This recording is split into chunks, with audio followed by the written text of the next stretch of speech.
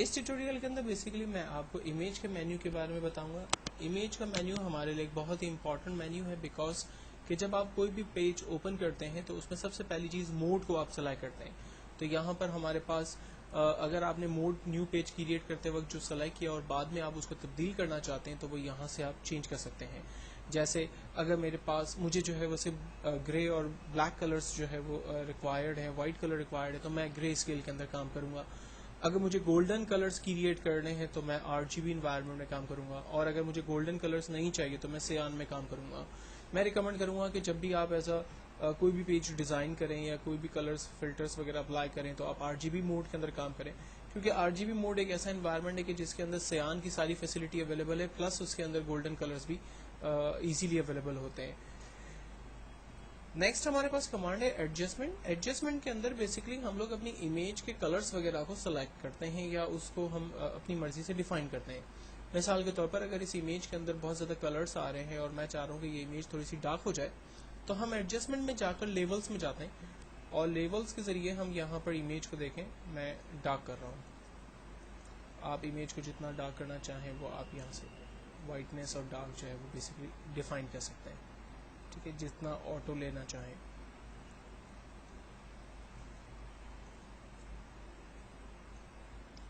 Now finally मैं इसको okay करना हूँ। नेक्स्ट कमांड एडजस्टमेंट के अंदर हमारे पास ऑटो जितने भी ऑप्शन दिए हुए, जब आप क्लिक करेंगे तो वो बाय डिफॉल्ट जो ठीक होने वाली चीज़ें वो खुद ब खुद कर देगा, आपको उसमें कुछ पूछेगा नहीं और कुछ बताएगा नहीं। कलर बैलेंस एक ज़बरदस्त कमांड है जिसकी मदद लेते हुए आप अपनी इमेज को नए लुक्स दे सकते हैं, और इसको मैं आगे अपने ट्यूटोरियल के अंदर बहुत डिटेल में डिस्कस करने वाला हूँ। आप कलर की मदद लेते हुए, लाइक देखें मैंने इसको पूरा रेड कर दिया था, अब मैं इसको बिल्कुल पिंक की तरफ ले जा रहा हूँ, तो आप देखें पिक्चर की जो ब्यूटी है वो बिल्कुल चेंज हो गई है। और baby pink colours with light green colour shades के साथ जो है वो बिल्कुल एक उसका अपना ही अट्रैक्शन है, उसका अपना ही जो है वो खूबसूरती उसमें आ रही है। अगर मैं इसको मैजेंटा कलर की तरफ ले जा रहा हूँ तो आप देखें इसके पिंक शेड जो है वो काफ़ी ज़्यादा ऐड हो गए, जो कि ठीक नहीं लग रहे। और अगर मैं इसको ग्रीन शेड की तरफ ले जाना चाहता हूँ, और अब ज़रूरी नहीं कि आप इसको फुल ग्रीन कर दें, आप इसको अपनी मर्जी से एडजस्ट करें जिस तरह से आप एडजस्ट करना चाहते हैं। मैं इसको ब्लू शेड्स की तरफ अप्लाई कर रहा हूँ, मैं इसको लाइक जो है वो येलो शेड की तरफ ले जाना चाहता हूँ। और आप कलर की मिक्सिंग भी कर सकते हैं। मिसाल के तौर पर मैं येलो के साथ ग्रीन को ऐड करना चाहता हूँ, प्लस रेड जो है वो इसके इंक्रीज करना चाह रहा हूँ। तो जितना आप उसमें कलर्स इफेक्ट ऐड करना चाहें वो सारी चीज़ें आप यहाँ पर डिफाइन कर सकते हैं, और इससे आप अपनी इमेज को जो है वो एक नया लुक, एक नई ब्यूटी, नए कलर्स जो है वो इसके अंदर ऐड कर सकते हैं, जो कि आमतौर पे रियल पिक्चर लेते वक्त हमने जो है वो उसमें नहीं दे सकते। देन हमारे पास कमांड है ब्राइटनेस एंड कंट्रास्ट। हम अपनी पिक्चर की ब्राइटनेस जो है वो बढ़ा सकते हैं। लाइक अगर पिक्चर जो है बहुत ज़्यादा डार्क है तो मैं इसको लाइट कर सकता हूँ, और लाइट है तो मैं उसको डार्क कर सकता हूँ। उसके कंट्रास्ट इसी तरह से मैं एडजस्ट कर सकता हूँ जो मुझे देने हैं। अगर मैं अपनी इमेज की साइज़ को कम और ज़्यादा करना चाहता हूँ, जैसे इस वक्त इमेज का साइज़ है 6x5, 7x5 ऑलमोस्ट।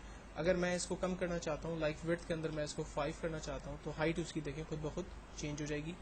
ओके करते हैं, ये पिक्चर जो है वो छोटी हो गई। अच्छा, अब ये जो पिक्चर है विद कैनवस जो है वो चेंज हुई है, यानी आप जब इसका प्रिंट आउट निकालेंगे तो पहले ये पिक्चर जो है वो 7x5 थी, अब ये पिक्चर तकरीबन 5x3 हो चुकी है।